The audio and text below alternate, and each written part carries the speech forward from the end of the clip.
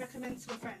Well, I was thinking about this because I don't read that often, and I'm just trying to think what was the book. But one book that really made an impression on me, because I just thought it was really well written about a part of the world and an era of history I didn't know about, is You Will Be Safe Here by Damien Barr. Right. And it's a dual story about South Africa. Ooh. It's the British concentration camps where they put the Boer, the Afrikaners, during the Boer War. And then it fast forwards more or less now.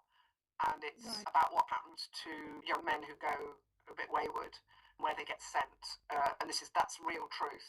These camps that these young Afrikaner boys get sent to learn some discipline. There's a lot of parallel concentration camps. So I just thought it was a really powerful book. And even in military history, you learn about the Boer War and the skirmishes. I don't think many young people in Britain learn about the concentration camps that the British set up. You know, I was never actually taught about the Boer War. It was only recently when someone I know was surprised that I hadn't studied it, that I decided to research it, and I end up going down these little information rabbit holes.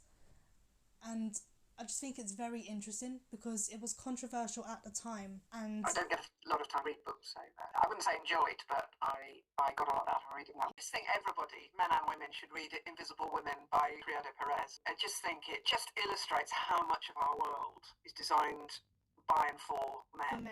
I don't know if you've read it, but I would really, really recommend it. And in terms of medicine and medical training, you know, the norm is a man and a man's body. And then medical students learn about women, which is why we get so little coverage of things like menopause, endometriosis, and so on. That's probably why a lot of health issues for women are often dismissed, whereas for men, they're less likely to be dismissed. I read somewhere that the male and female bodies can exhibit slightly different symptoms for the same issue. You know that, I can't remember whether I learned this from this book, I think I did, but that if a woman's having a heart attack, the symptoms are very different from a man having a heart attack, and many more women proportionately die of having heart attacks than men die of having heart attacks. It's because in terms of how we experience pain is different. I read somewhere that some people's period cramps can feel as bad as a heart attack. If you're feeling this pain in a different area of your body on a monthly basis, when you feel it near your heart, you know, you're not going to think it's a heart attack, you're going to dismiss it as something quite minor.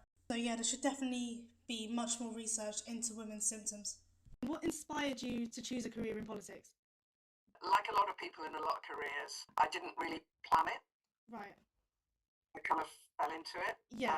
I did spend a lot of time in the student union at Salford University.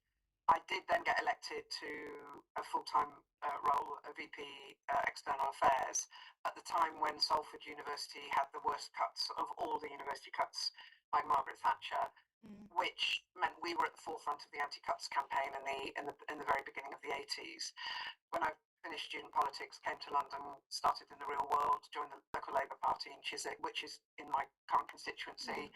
We needed a branch secretary. I'd learnt those skills in student politics. I became branch secretary. Then they needed a woman candidate for the slate of 3 Labour candidates for the council elections. I didn't want to be a councillor, and I ended up doing 26 years. We had a good MP. We had, you know, Anne Keane was our MP, and it wasn't until after she lost the seat to the Tories in 2010 that I sort of thought about going for it. It was much kind of hard-nosed decision that to win back a marginal seat, you have to have somebody who's well known locally to get those extra votes over and above your core vote.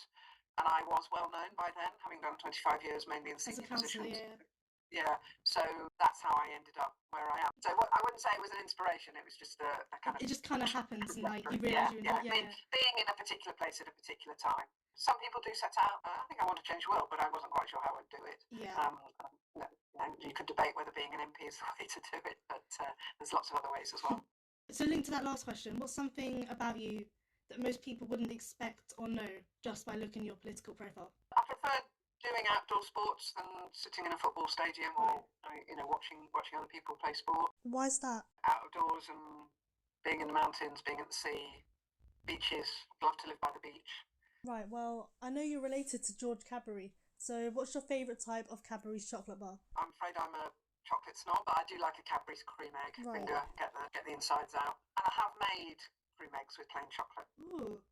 Twice in my life I've made my own Cadbury's cream eggs. We don't often have political debates in my household, but something which has come up quite a few times is whether it's okay to dip a Cadbury's chocolate in tea. So that, I don't think it is, but you're probably the best person that I could ask for this. So What Well, do you... I would pick your chocolate. So for me, it would be, one of the 75% brands or, green and blacks, which is not the green and blacks so is lovely. good, I think. The other thing about plain chocolate, really good quality plain chocolate, it takes longer to melt, I think. Yeah. So that you can dip it in the tea and then lick the top layer of semi-liquid chocolate off, and you've still got some more, and then you can dip it in again.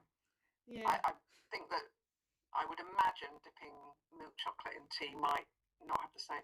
It's not as nice. It isn't as nice. No, well, it's not as nice chocolate anyway, because it's not real chocolate.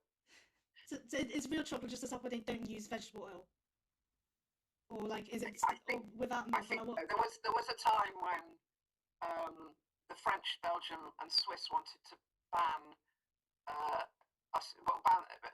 say that you could only use the term chocolate if it was 100% cocoa fat, or all the cocoa fat, all the fat was cocoa fat and no vegetable fat, and that therefore Cadbury's, Rantries, Nestle, the chocolates that are always on the front shelf in the corner shop, that they couldn't be called chocolate. And that was an EU debate, I mean, a long time ago, but obviously they didn't get anywhere. Yeah, that's interesting. Thank you so much for coming onto the podcast. It was lovely to speak with you today. Lovely to see you again, Eleni, and no doubt see you again, and good luck in your political career. Thank you so much. Listeners, join me next week on Women in Westminster, when I'll be speaking to Wendy Chamberlain.